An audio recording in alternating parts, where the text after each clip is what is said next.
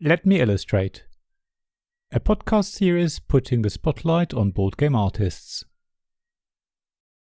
Hi everyone, my name is Melissa Douglas, but I'm better known as Kitty Cat Maniac or Kitty.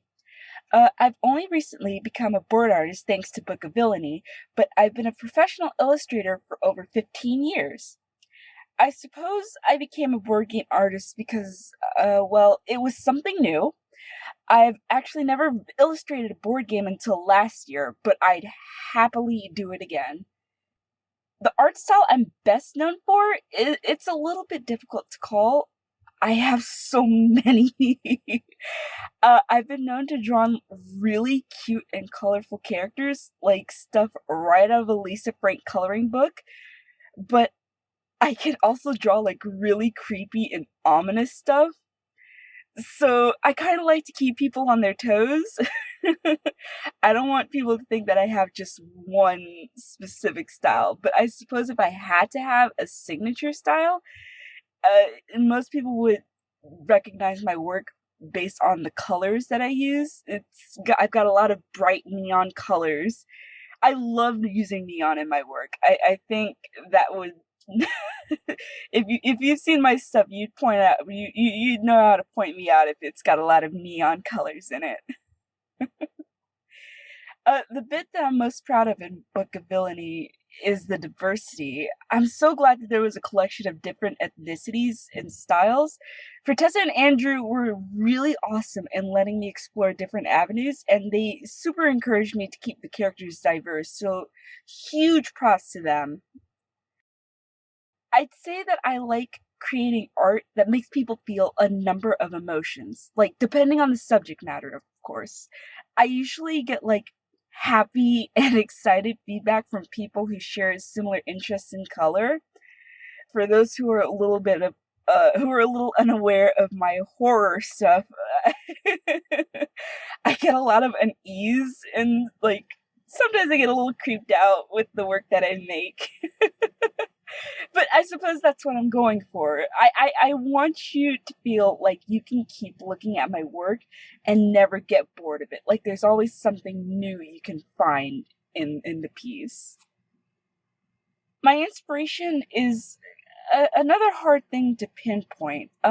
Sometimes there's days that I can't draw for beans, and I'm sure every artist has been there.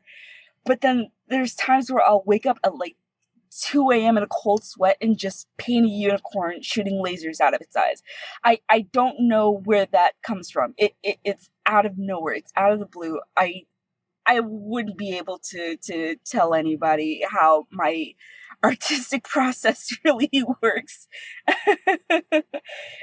If anybody else has it figured out, please let me know. I have a lot of questions. I think at one point I was chugging cans of Red Bull and just belting out art for conventions. But I don't remember a lot of the art I made during that time, so I wouldn't recommend caffeine as inspiration. Stay hydrated, folks.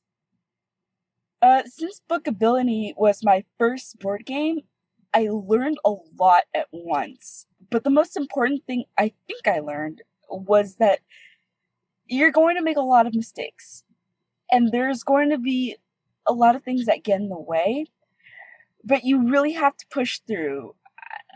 There's times where I was just like, I don't know if this looks right. I don't know if I've drawn exactly what they're looking for. But a lot of communication and a lot of back and forth, we got it down. And that was really helpful making the board game. I think the most challenging part of it for me was keeping the style consistent. Sometimes my hand deviates and I it got a little difficult, but I managed to wrangle my hand back to the right path. We got it all tied together, which I really appreciate Andrew and for Tessa's patience with me on that. Bookability took a solid 4 months of work, I think, if I try to condense it. I really poured myself into it. If anyone knows me, I love drawing villains. So I really wanted to put my best work forward for that project. In my view, more board game artwork, like, I feel like you should use a lot of it depends on the person, obviously. Like, it's whoever's drawing the piece, whoever is drawing it, whoever is commissioning the work. You know what you want. Personally, I like using bright colors. Not that I'm biased or anything, you know. I have so many artists that I admire. Oh man, the list is so long. Uh, I can see a few of their usernames of like artists that I follow religiously. I'm not gonna list them all here because oh my gosh, I have like a big book of artists who I admire. The top ones from my head: Biggs Regretti, the Bluebear 27, Varu Very, Doodlelust. Oh my gosh, there's so many. There's so many. I can't name them all. I'm sorry, guys. I hope I can give a list somewhere. I have so many people who keep me drawing every day. I look up to them a lot. My favorite color, is it possible to have a favorite color anymore? I have a favorite color palette. It's usually like dark, almost monochrome colors with one pop of neon color. Like, usually a bright blue, green, or pink. I have a favorite color palette. Like, that's my palette. Nobody has a favorite color anymore. How can you pick just one? If anyone else wanted to become a board game artist, I tell them go for it, of course.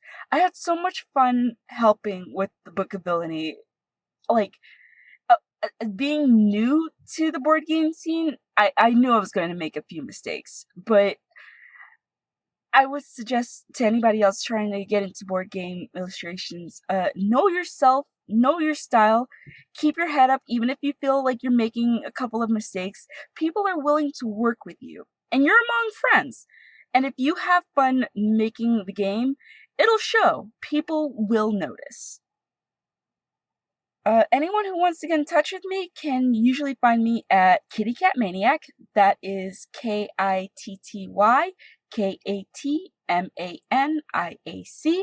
on pretty much any platform.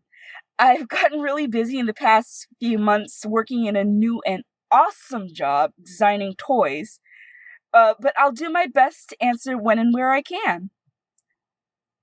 I really do hope that everybody enjoys Book of Villainy.